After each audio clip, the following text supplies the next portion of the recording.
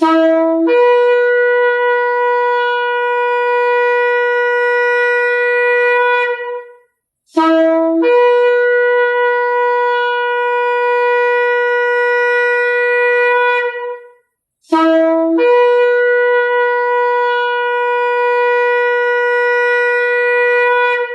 RPK yang dikasihi Tuhan dimanapun Anda berada. Shalom Beshem Yeshua HaMashiach, salam sejahtera dalam nama Yeshua HaMashiach, dalam nama Tuhan Yesus Kristus Juru Selamat kita. Selamat mengikuti siaran Tekiah, Telaah Kata Ibrani Alkitabiah bersama Gembala Benyamin Obadiah, Ketua GKMI, Gereja Kehilat Mesianik Indonesia. Tekiah adalah cara peniupan shofar seperti yang didengar tadi. Siaran Tekiah dimaksudkan untuk menggali kebenaran Alkitab dari bahasa dan masyarakat Ibrani yang menjadi persemayan tumbuhnya iman Kristiani kita yang berasal dari tanah perjanjian Israel di Timur Tengah. Saudara dapat mengajukan pertanyaan ke 0812-9912-430. Shalom Pak Ben. Shalom Ibu Ira, shalom sahabat RPK dimanapun Anda berada. Hari ini kita akan membahas kata Beit Lehem. Dalam bahasa Ibrani dieja Bet Yud Taf, dibaca Beit, artinya rumah. Lamet Het Mem, dibaca Lehem, artinya roti. Beit Lehem, rumah roti. Mika 5 ayat 1. Tetapi engkau, hai Betlehem Efrata, hai yang terkecil di antara kaum-kaum Yehuda, daripadamu akan bangkit bagiku seorang yang akan memerintah Israel, yang permulaannya sudah sejak purbakala, sejak dahulu kala. Nabi Mika menghubungkan Betlehem Efrata dengan munculnya Raja Israel, yang akan memerintah Israel yang permulaannya sejak purbakala, sejak dahulu kala. Mei olam, kekal artinya. Nubuat yang dahsyat karena menyatakan bahwa Raja Mesias yang akan lahir itu permulaannya sejak purbakala dan sejak dahulu kala, yang berarti ia bukan manusia biasa. Raja Mesias yang dinubuatkan ini bersifat ilahi. Sekitar 700 tahun kemudian, di Bethlehem, tempat yang dirujuk Nabi Mika, malaikat mengatakan, "Hari ini lahir bagimu Juru Selamat, Mesias di kota David, yang menunjuk pada Bethlehem." Lukas 2 ayat 11 dan 12. Dari kedua ayat tersebut, kita dapat menyimpulkan bahwa anak yang lahir itu, Yeshua, sudah ada sebelumnya. Kelahiran bukanlah permulaan keberadaannya. Ia sudah ada sebelum kelahirannya. Bagaimana ia seseorang sudah ada sebelum kelahirannya?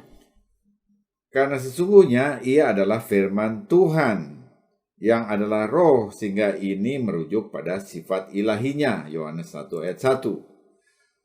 Firman itu kemudian menjadi manusia, sesuai Yohanes 1 ayat 14, dengan lahir di Bethlehem seperti yang dinubuatkan Nabi Mika. Tidak lama setelah kelahiran Yeshua di Bethlehem, satu malaikat Tuhan menampakkan diri kepada para gembala yang menjaga domba-domba mereka di malam hari. Dan setelah menyatakan kelahiran Juru Selamat atau Mosiah di kota David kepada mereka, ia pun menambahkan, "Dan inilah tandanya bagi kamu. Kamu akan menjumpai seorang bayi dibungkus dengan lampin dan terbaring di dalam palungan." Lukas 2 ayat 12. Jika Yeshua dimaksudkan sebagai raja, mengapa beritanya dikabarkan kepada para gembala di Efrata? Para gembala di Efrata bukanlah gembala biasa. Mereka adalah para gembala dari suku Lewi yang dilatih untuk tugas merawat dan menjaga domba yang diperuntukkan bagi korban di Bait Suci, Yerusalem, dari tahun ke tahun.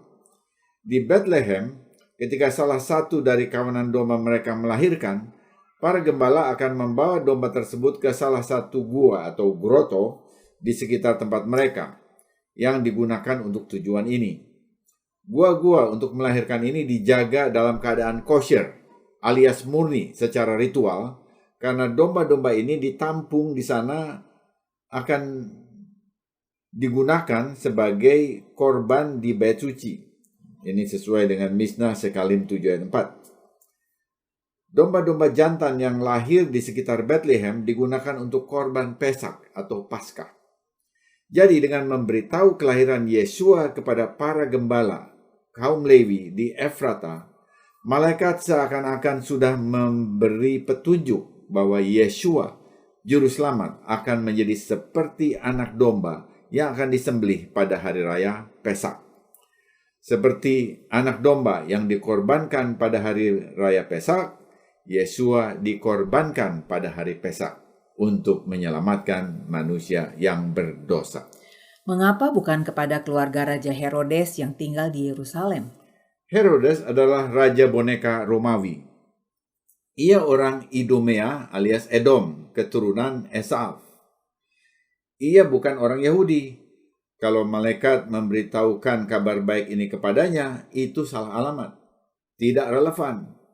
Raja Mesias yang baru lahir ini bukan dari kerajaan dunia Romawi, tetapi dari kerajaan Elohim yang datang dari surga. Ketika ditanya oleh Pilatus, perwakilan kekaisaran Romawi di Yerusalem, yang bertanya, "Apakah engkau raja orang Yahudi?" Yesus menjawab, "Kerajaanku bukan dari dunia ini. Jika kerajaanku dari dunia ini, pasti hamba-hambaku telah melawan, supaya aku jangan diserahkan kepada orang Yahudi, akan tetapi kerajaanku bukan dari sini." Yohanes 18 ayat 36. Jadi, Yesua memahami tujuan hidupnya. Ia akan diserahkan kepada orang Yahudi untuk ditentukan masa depannya sebagai korban pada hari raya Pesak, dalam posisi sebagai anak domba Pesak. Bukan hanya pemberitaannya, tempat kelahirannya pun ternyata di dekat padang gembalaan itu. Bagaimana penjelasannya? Di zaman Romawi sudah ada jaringan penginapan, Greeknya Pandokeion, di sepanjang jalan-jalan Romawi. Tetapi penginapan ini tak ada di setiap tempat, apalagi kota-kota kecil seperti Bethlehem. Sebagai ganti Pandokeion, bagi pendatang di Bethlehem disediakan ruang tamu, Greek kataluma. Namun ini pun penuh menurut Lukas 2 ayat 7. Karena itulah Miriam dan Yosef menggunakan salah satu gua di sekitar pemukiman di Bethlehem. Jadi Yesua lahir di salah satu gua kosong yang biasanya dipakai sebagai tempat anak domba dilahirkan di dekat pemukiman penduduk. Ini menunjukkan betapa posisi sebagai anak domba yang akan disembelih sudah dinyatakan sejak Yesua lahir di Bethlehem. Bagaimana keadaan gua tempat Yesua dilahirkan? Apakah higienis? Karena Yesua dilahirkan di tempat yang sama dengan anak domba dilahirkan. Gua atau groto yang digunakan Miriam untuk melahirkan putranya itu bersih, bahkan kosher, menurut Talmud sebagai catatan historis dalam Misnah Sekalim 7 ayat 4. Ingat, tempat domba-domba di Efrata harus dijaga kebersihannya dan higienis, karena domba-domba itu harus memenuhi syarat korban di bait suci. Ini penjagaannya ketat. Perlu ditambahkan, saat Yesua lahir, gua itu juga kosong. Tidak ada domba yang tinggal di situ. Mengapa bisa demikian? Lukas sang penginjil menulis dalam Lukas 1 ayat 8 sampai 12. Lukas 2 ayat 8 sampai 12. Di daerah itu ada gembala-gembala yang tinggal di padang menjaga kawanan ternak mereka pada waktu malam. Tiba-tiba berdirilah seorang malaikat Tuhan di dekat mereka, dan kemuliaan Tuhan bersinar meliputi mereka, dan mereka sangat ketakutan. Lalu kata malaikat itu kepada mereka, "Jangan takut, sebab sesungguhnya aku memberitakan kepadamu kesukaan besar untuk seluruh bangsa. Hari ini telah lahir bagimu Juru Selamat, yaitu Kristus, Tuhan di kota Daud. Dan inilah tandanya bagimu. Kamu akan menjumpai seorang bayi dibungkus dengan lampin dan terbaring di dalam palungan." Jelas sekali, Lukas menulis bahwa pada waktu Yesua dilahirkan, domba-domba dan para gembala tinggal di padang. di luar gua, di luar groto. Ini jelas terjadi pada musim kering, yaitu periode sesudah Pesak, yaitu sekitar Maret-April, sampai dengan sebelum Hari Raya Sukkot, yaitu sekitar Oktober. Domba-domba dimasukkan ke groto hanya pada musim hujan dan dingin, yaitu Desember sampai dengan Februari. Secara cermat, Lukas mencatat bahwa saat domba-domba tinggal di padang Efrata, semua gua groto di sekitarnya kosong dan bersih. Dan pada saat itulah Yesua dilahirkan. Jadi, lingkungan saat Yesua lahir tetap higienis. Ia tidak dilahirkan bercampur baur dengan domba-domba yang memadati gua groto pada musim dingin. Ada kalangan di medsos yang menyatakan domba-domba dapat tetap di padang pada musim dingin sekalipun, karena dikatakan musim dingin di Bethlehem Israel tidak sedingin di Eropa pada waktu yang sama. Ya, bahkan ada yang mengatakan bahwa pakai kaos saja pun tidak kedinginan. Klaim tersebut sesungguhnya bersifat pribadi, tidak berdasarkan budaya lokal. Walaupun di Eropa lebih dingin, tetap saja tidak ada gembala Bethlehem dan domba-dombanya yang mau bermalam di padang pada malam hari dengan temperatur sekitar 7-8 derajat Celcius. Kalau hanya 1 jam tak masalah pakai kaos, tetapi berhari-hari, berminggu-minggu, berbulan-bulan, baik gembala maupun domba akan sakit. Padahal domba-domba itu harus sehat untuk dipersembahkan sebagai korban di bait suci. Jelas, pandangan seperti ini tidak memasukkan faktor budaya lokal sehingga bersifat tafsir pribadi. Benar, kita perlu membaca Alkitab dengan memakai dimensi budaya Israel, karena kejadiannya terjadi dalam lingkup budaya Bethlehem, bukan cara pandang Eropa. Jadi Yesua dilahirkan di salah satu dari gua yang digunakan untuk melahirkan anak-anak domba korban yang akan menjadi korban dekat pemukiman penduduk. Ini merupakan tanda profetik bahwa ia akan berfungsi sebagai anak domba Elohim, anak domba Pesak. Ia lahir di tempat yang sama dengan anak domba yang akan dikorbankan di bait suci pada hari raya Pesak. Dan ia mati disalib pada waktu yang sama dengan anak domba Pesak disembelih pada jam 3 petang pada hari raya Pesak. Wow, ini sungguh merupakan suatu pencerahan. Sejak lahir di Bethlehem sampai kematiannya disalib, Yesua sudah dikiaskan sebagai anak domba Pesak. Ini merupakan tanda profetik yang umumnya belum disingkapkan di lingkungan Kristen bangsa-bangsa. Namun, bukan hanya lokasi kelahiran Yesus yang penting bagi para gembala ini, tetapi juga tanda adanya bayi yang dibungkus atau dibedong dengan kain lampin. Ini tandanya, kata malaikat. Para gembala di Bethlehem bertanggung jawab untuk memastikan bahwa anak domba yang baru lahir tidak cacat, karena hanya hewan yang tidak bercacat yang dapat digunakan sebagai korban di bait suci. Anak domba sangat ringkih saat dilahirkan. Banyak ahli percaya bahwa gembala akan membedong atau membungkus anak domba yang baru lahir untuk mencegah anak domba itu menjadi cacat karena tergores pada bagian gua yang runcing. Ini pun menunjukkan sifat anak domba yang merujuk pada Mesias, Yesua. Tetapi mengapa ia harus lahir di Bethlehem? Yesua lahir di Bethlehem yang berarti rumah roti dan dibaringkan dalam palungan, Greek fatne, wadah makanan pada saat kelahirannya. Palungan sebenarnya adalah tempat makanan bagi domba-domba. Hal ini mengandung makna. Yesua dikiaskan sebagai roti yang ditaruh di tempat roti. Dan simbolisme ini merujuk pada kata-kata Yesua pada perjamuan terakhir, yaitu jamuan Seder Pesak. Ia mengambil roti dan ketika dia mengucap syukur, dipecah-pecahkan. Roti itu diberikan kepada para murid sambil berkata, "Inilah tubuhku yang diserahkan bagi kamu.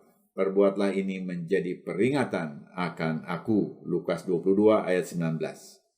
Bayi Yesua dibaringkan di tempat makan, seakan-akan ia adalah makanan. Gambaran ini menjadi lengkap ketika ia menawarkan roti yang merujuk pada tubuhnya sendiri. Dengan cara ini, Lukas menutup Injil dengan kiasan kepada Yesus sebagai makanan, roti yang melambangkan kabar baik keselamatan bagi semua orang yang mengambil bagian di dalam Dia. Jadi tanda-tanda yang dilihat para gembala adalah anak itu lahir di gua, tempat anak-anak domba yang akan dikorbankan di bait suci itu dilahirkan. Sekitar 30 tahun kemudian, ketika Yohanan Hamatbil, Yohanes Pembaptis, sepupu Yesua, melihat Yesua datang kepadanya untuk dibaptis, dia berkata, "Inilah anak domba Elohim yang mengangkut dosa seisi dunia." Yohanes 1 ayat 39. Senada dengan itu, sesudah Yesua disalib pada hari raya Pesak atau Paskah, Rabi Shaul Paulus menulis, "Sebab anak domba Paskah kita telah disembelih, yaitu Mesias." 1 Korintus 5 ayat 8. Kita melihat benang merah yang kuat antara Bethlehem dengan Golgota. Sekarang berita malaikat itu menjadi lebih jelas. Tanda-tanda Mesias itu adalah anak yang dibungkus dengan kain lampin di palungan, ternyata merujuk pada peran Mesias Yesua sebagai anak domba Pesak Elohim. Dan kedua, Yesua dibaringkan dalam palungan, tempat makanan atau manger, yang merujuk pada dirinya sebagai roti yang dipecah-pecah dalam jamuan seder Pesak, sebagai kiasan akan roti hidup yang turun dari surga. Dipecah-pecah agar barang siapa yang lapar batinnya dapat dikenyangkan secara rohani. Roti hidup merujuk kepada Yesua sebagai firman Elohim yang turun dari surga. Dengan memahami Injil dari perspektif Torah dan budaya Yehudi, hubungan Bethlehem dengan Golgota menjadi terlihat sangat jelas. Tempat bayi Mosia dilahirkan, kain lampin dan palungan di Bethlehem menyatakan tanda profetik bahwa Yesua datang untuk menjadi Mosia, juru selamat, melalui penebusan yang digenapinya pada hari raya Pesak. Semoga siaran ini memberkati saudara. Informasi bagi saudara, ibadah Syabat Ibrani Mesianik disiarkan secara live streaming di YouTube setiap Sabtu jam 10 waktu Indonesia Barat. Untuk mendengar ulang semua program Tekia, kunjungi dan subscribe kanal Kehilat Mesianik di YouTube. Bapak Pendeta Benyamin Obadia akan memimpin rombongan ziarah 9 hari ke Israel, yaitu pada tanggal 6 sampai 14 November 2022. Pak Ben, apakah rombongan ini juga akan singgah di Bethlehem? Ya, sudah dijadwalkan pada hari ke-6 dalam ziarah ke Eretz Israel. Pada masa Yakub, Bethlehem dikenal sebagai Efrata dan Yakub menguburkan Rahel di situ. Kejadian 35 ayat 19. Rut datang ke Bethlehem bersama ibu mertuanya, Naomi, dan Tuhan melawatnya. Rut 1 ayat 9. Rut menikahi Boaz, atau Boaz menikahi Rut dan memberinya seorang putra, Obed, yang merupakan kakek dari Raja David. Rut 4 ayat 13-14. David lahir dan diurapi sebagai raja di Bethlehem, yang kadang-kadang disebut juga sebagai kota Daud, kota David, karena ia lahir di situ. Yosef, suami Miriam, lahir di Bethlehem dan berasal dari keluarga David, dan ia mengambil Miriam, istrinya, yang juga berasal dari keluarga David. Orang Kristen bangsa-bangsa melihat Yesua sebagai roti hidup, sehingga kelahiran di Bethlehem, rumah roti, merupakan asosiasi yang tepat. Objek apakah yang akan kita lihat di Bethlehem? Ya, ini memang perlu kita lihat ya secara nyata. Yang pertama, Church of the Nativity, gereja kelahiran dari abad 4 yang diyakini dibangun di atas lokasi kelahiran Yesua menurut perkiraan Ratu Helena, ibu dari Kaisar Konstantin. Orang Persia memasuki tanah suci pada tahun 614 Masehi dan menghancurkan sebagian besar situs Kristen.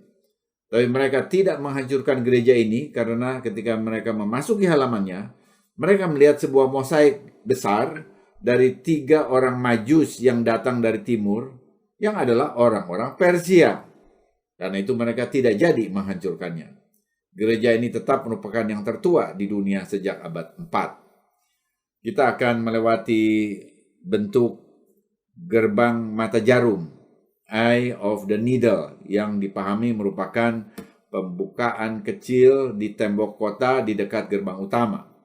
Bentukan ini terdapat di gereja kelahiran di Bethlehem, di pintu masuk utama ke Church of Nativity yang berasal dari periode tentara salib abad ke-10. Kita harus membungkuk untuk masuk ke dalamnya. Yesua mungkin telah menunjuk dan mengacu kepada gerbang-gerbang seperti ini pada waktunya. Yesua berkata, lebih mudah seekor unta masuk melalui lubang jarum daripada seorang kaya masuk ke dalam kerajaan Elohim. Markus 10 ayat 24. Ada lagi situs yang lain atau objek yang lain di dalam waktu kita datang ke Bethlehem, yaitu padang gembala, shepherd field. Padang untuk perawatan domba yang juga disebut padang Boas, karena disitulah dia berjumpa dengan Ruth. Areal perbukitan melandai turun dari lapangan palungan atau Manger Square di Bethlehem ke arah pinggiran timur. Di situ para gembala berada di padang menjaga kawanan domba mereka pada malam hari ketika malaikat Tuhan menampakkan diri kepada mereka dan memberitahukan kelahiran Yesua. Lukas 2 ayat 8-20. Di dekatnya ada desa Arab Kristen Bet Sahur yang dilengkapi atau di situ ada gereja Ortodoks Yunani dan peninggalan Bizantium yang menunjukkan bahwa situs ini telah dikenali selama berabad-abad seperti yang dipakai untuk memperingati lawatan malaikat. Program yang akan datang, kita akan membahas situs-situs lain yang akan dikunjungi oleh rombongan ini di Eretz Israel, tanah perjanjian bagi umat Yahudi. Ya, saudara jangan lewatkan kesempatan ini. Bersiarah bersama dengan Gembala Benyamin Obadiah, pengasuh Tekiah, telaah kata Ibrani Alkitabiah, yang akan menjelaskan aspek rohani dari situs-situs yang dikunjungi berpasangan dengan tour guide Yehudi yang paham sejarah dan geografi Israel. Situs-situs yang dikunjungi dirancang bagi yang sudah beberapa kali ke Israel, namun tetap memasukkan situs-situs basic bagi yang pertama kali ke Israel. Jadi ini merupakan program lengkap. Rombongan ini akan mengekspos kitab suci Israel dan tanah Israel, serta umat Israel dengan memberi kesempatan untuk berdialog dengan penduduk asli Yehudi, pewaris tanah perjanjian. Ada kesempatan untuk berdialog tentang orang Yehudi percaya abad pertama dengan seorang arkeolog Yehudi yang akan memperkaya pemahaman rombongan ini, sesuatu yang biasanya dilewatkan oleh rombongan lain. Untuk kenyamanan, Christmas Sindo Travel Tour menyediakan hotel bintang 4 selama di Israel. Kita juga akan melakukan city tour dan bermalam di Dubai, kota modern yang menandai era baru dunia Arab. Wah, perjalanan yang pastinya seru dan menarik nih Pak Ben. Bagaimana mendapatkan rincian rencana perjalanan yang lengkap? Kunjungi situs Kehilat Mesianik di YouTube atau kirim WA pertanyaan saudara ke 0812 9912 430. Catat nomornya sekali lagi 0812 9912 430. Saya percaya saudara akan mendapatkan perjalanan ziarah yang menginspirasi dan luar biasa. Haleluya. Sesudah narasi ini kita akan mendengar lagu Kiko Ahaf, karena Elohim mengasihi. Yohanes 3 ayat 16 dalam bahasa Ibrani, Korea, Rusia, Persia, Arab, Inggris. Dalam kebersamaan dan kesatuan tubuh Mesias Yesua yang sungguh indah. Sungguh dunia saat ini memerlukan kasih Adonai Elohim lebih dari sebelumnya, agar memberikan anak yang tunggal, Yesua, untuk datang kedua kalinya sebagai Raja Mesias yang memerintah dunia dalam damai. Amin. Tiba saatnya saya Penatua Ira Obadiah dan Gembala Benyamin Obadiah mohon diri dari ruang dengar saudara. Sampai jumpa pada siaran mendatang. Yesua keselamatanku, Torah kesukaanku, menuju kepenuhan bangsa-bangsa. Shalom, shalom.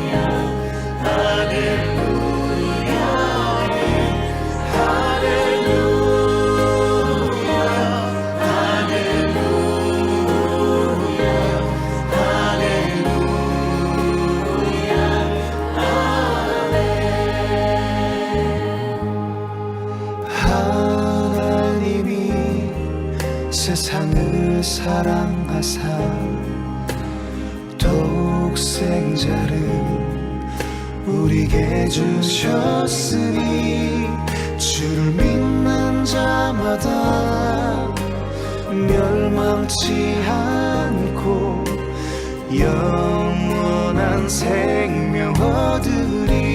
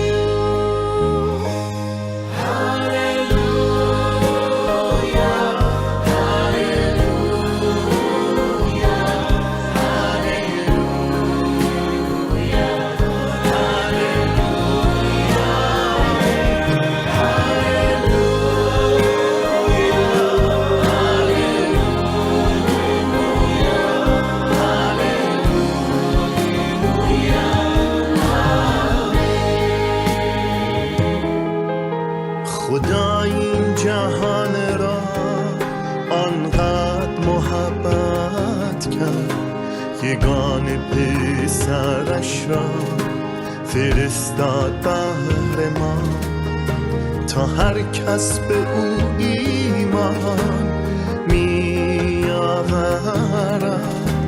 حیات جاویدان یابد. لأنه هكذا أحب الله العالم حتى بذل ابنه الوحيد لكي لا يهلك كل من يؤمن به بل تكون له الحياة الأبدية. God so loved the world that He gave His only Son. Whosoever believes in Him will not die, but have eternal life. Hallelujah, hallelujah, hallelujah.